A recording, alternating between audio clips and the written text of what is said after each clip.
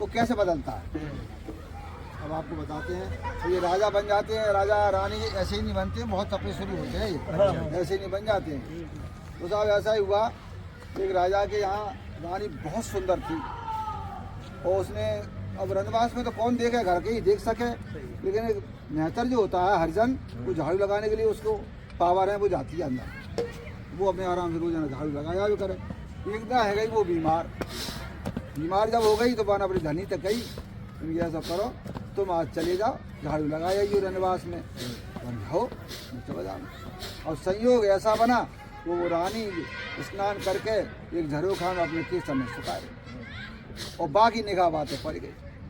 बात देखते ही वो तो आँख बंद हो गई, मगर बेहोश है वो। रानी रानी रानी कर भी लगो, काय की झाड़ू तो घर आर पर गो, का है वो, तो देख सुन ले मरूचा जीव, अब तो रानी मिलनी चाहिए मुझे। बड़ा ऐसी ठन गई। और काफ़ी दिन हो गए जब एन मरणासन स्थिति में आ गया, तब वो रोजाना झाड़ू लगाए हुए तो जाए, औरत झाड़ू लगाने जाए, लेकिन अब झरोखा में देखे और रो गए।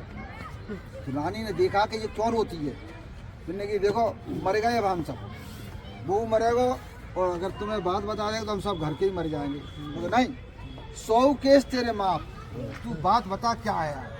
उनके साथ धनी तुम्हारे ख्याल से, धनी तुमको ले ऐसे रूप ऐसे पड़ो खटिया पे और मरेगा, आज मर जाए कल मर जाए। मैंने कि नहीं, अरे मैंने इतनी सी बात है कि हाँ मैं तो पहले से तैयार हूँ, अरे बात कह दे जाके, लेकिन एक शर्त है। वो क्या शर्त है कि 12 साल तक मेरी सरहद से बाहर जा कर के चुपचाप एक पेड़ के नीचे बैठा रहा, कुछ नहीं करना है उसको, और मैं उसके वहाँ पहुँचा।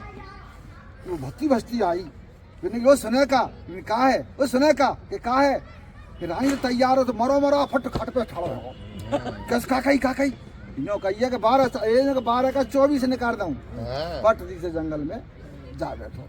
अब 12 साल का समय बहुत होता है, उससे कोई मतलब नहीं, सिर्फ रानी का मंत्र जप कर रहा है, रानी रानी रानी और कुछ नहीं।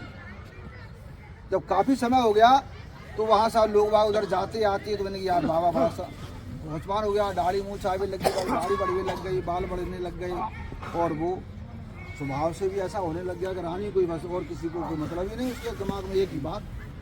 तो ऐसे धीरे धीरे 10-11 साल जब निकल गए तो एक दिन राजा क्यों नहीं जाए उधर।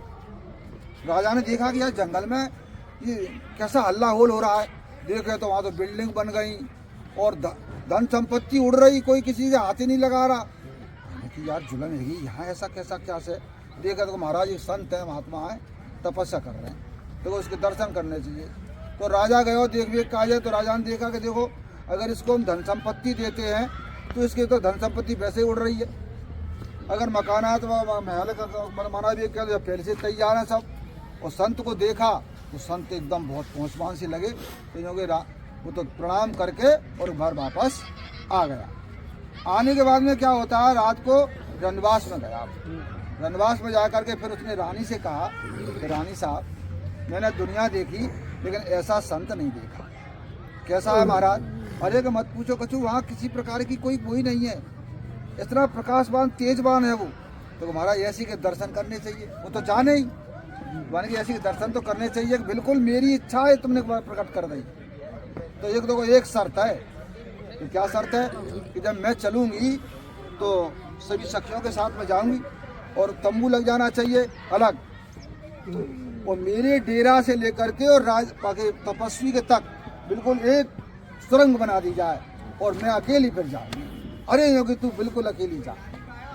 अब साहब वो समय पूरा 12 साल का जब हो गया तो रानी वहाँ पर वो जोड़ा जिसके साथ फेरा खाए, उस जोड़े को पहन करके अपने हाथ से पूरा व्यंजन बना करके, हाथ में थाल ले करके पूरा श्रृंगार करके, और फिर वो अकेली जाती है। जब अकेली वहाँ जाती है जा करके, और तुरंत जैसे ही संत के पास में पहुँची, संत के पास में पहुँचती जैसे उसने कहा महाराज मैं आज आपकी सेवा में हाजिर, तो ये शब्द कहते ही वो एकदम उसके पैरों में पड़ गया और रोने लगा। अरे माँ और मत कह देना, तूने मुझको कहाँ से कहाँ पहुँचा दिया, हे माँ तू तू साक्षात देवी है, मुझसे बड़ी भूल है, लेकिन भूल नहीं, तेने मुझे कहाँ से नरक में पड़ा था तो कहा कि हमारे कहाँ पहुँचा दिया। तो भाव ऐसे बदलते हैं। बिल्कुल सही बात है, में किसको क्या चाहिए। बहुत अच्छे से। तो प्रभु अपन भी स्वर्ग की ओर जा रहे हैं।